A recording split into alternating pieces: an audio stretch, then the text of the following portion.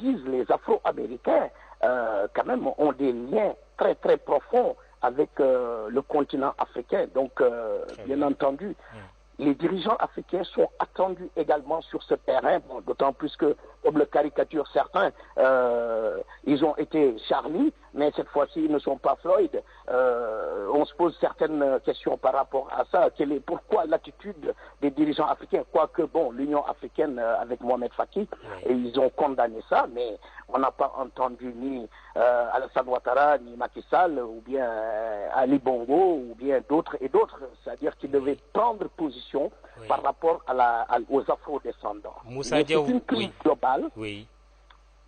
C'est une crise globale, Mamoudou, et je pense que les jours qui viennent nous édificieront beaucoup, parce que avec la marche qu'il y a eu à Washington, je veux dire, et les élections américaines à venir, il y aura certainement des choses qui vont bouger du point de vue des États-Unis, du Canada, de la France, de l'Angleterre et partout ailleurs. Moussa Diaw, vous disiez tout à l'heure que cette affaire George Floyd a un peu éclipsé l'actualité relative à la pandémie du coronavirus, mais parlons quand même de cette maladie, de sa gestion en Afrique.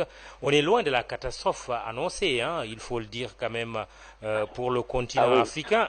Quelle perspective, parce que vous avez récemment signé une tribune, quelle perspective vous entrevoyez, vous, pour l'Afrique? Oui, Mamoudou, écoutez, moi, on va toucher du bois. Il y a certains qui ont voulu quand même, ou souhaitaient quelque part que la pandémie soit plus virulente en Afrique. On va toucher du bois.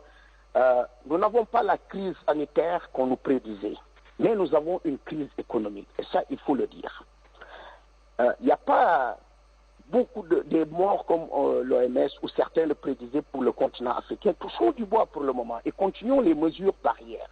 Mais il faut se pencher sur la crise économique qui est latente, cette crise économique qui est conséquente à la crise sanitaire.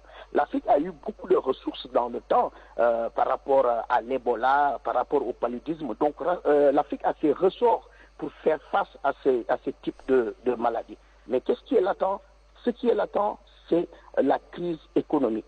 Aujourd'hui, j'ai suivi dans vos éditions tantôt, on sait que l'hôtellerie et le tourisme, par exemple, représentent 10% du PIB du Sénégal. Si les hôtels sont fermés, les restaurants fermés, ça se ressent automatiquement. D'un autre côté, qu'est-ce qu'il faut maintenant? La crise doit éveiller chez les peuples africains, chez les dirigeants africains, cette volonté maintenant de se dire que le monde étant ce qu'il est, essayons de trouver des ressources et des leviers pour un développement endogène. Alors, je faisais allusion à votre tribune tout à l'heure. Vous écrivez dans cette tribune que l'agriculture du Ghana, de la Côte d'Ivoire, du Burkina Faso et du Libéria peut nourrir les 300 millions ouest-africains et même au-delà. Oui, absolument. Si vous prenez... Alors, je me suis dit qu'il faut analyser les choses dans des sous-ensembles.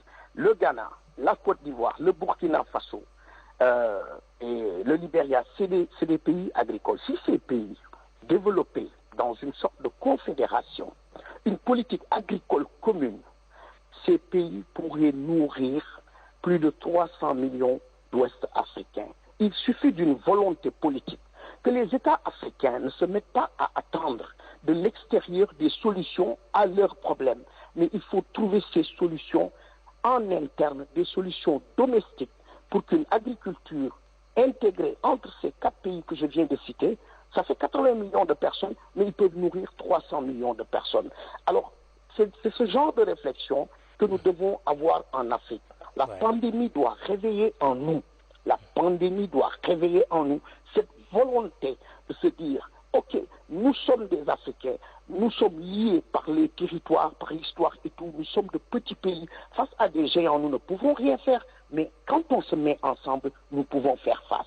C'est le cas du Sénégal, de la Guinée, du Mali, de la Gambie, des peuples communs, mais qui devraient, par une volonté politique, se mettre ensemble pour régler leurs problèmes structurels ensemble.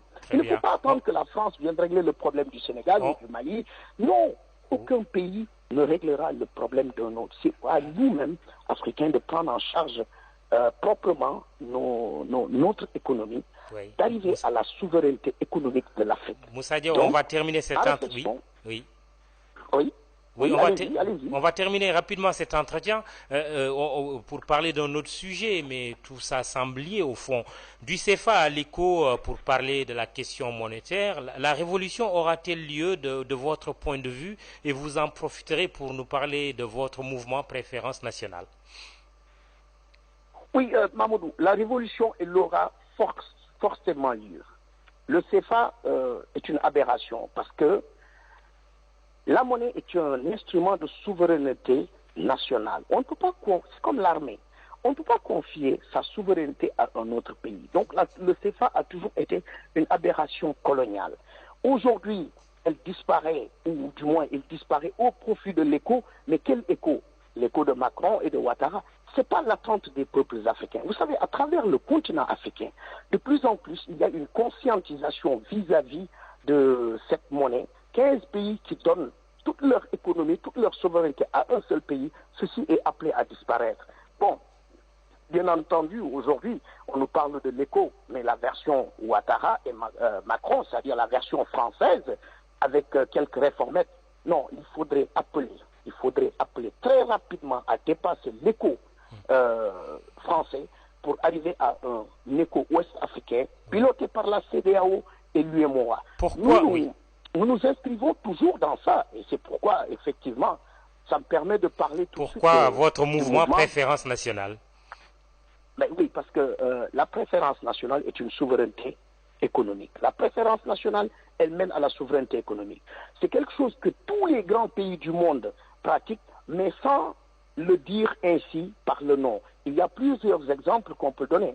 On a parlé du Canada et des États-Unis. Il y a eu récemment, au début de la pandémie, une polémique entre le Canada et les États-Unis concernant des masques. Parce que Donald Trump disait qu'une usine américaine qui fabrique des masques, ces masques doivent d'abord servir aux Américains avant d'être exportés aux Canadiens. Je peux vous en sortir des milliers. Tous les grands pays, que ce soit la Chine, la France ou l'Angleterre ou les États-Unis, pratiquent la préférence nationale. La préférence nationale, c'est quoi d'abord?